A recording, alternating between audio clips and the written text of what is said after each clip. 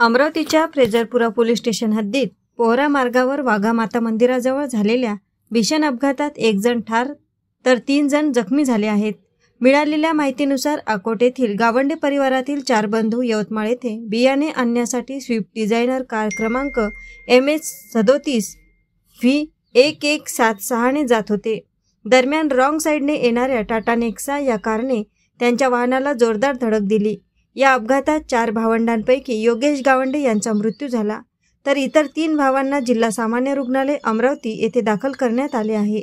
अपघातानंतर या मार्गावरून जाणाऱ्या काही पत्रकारांनी घटनेची माहिती पोलिसांना दिली. त्यानंतर जखमींना नागरिकांच्या मदतीने उपचारासाठी रुग्णालयात दाखल करण्यात आले. AS न्यूज महाराष्ट्रकरिता अमरावती येथून रुपालीसह अनिल साखरकर.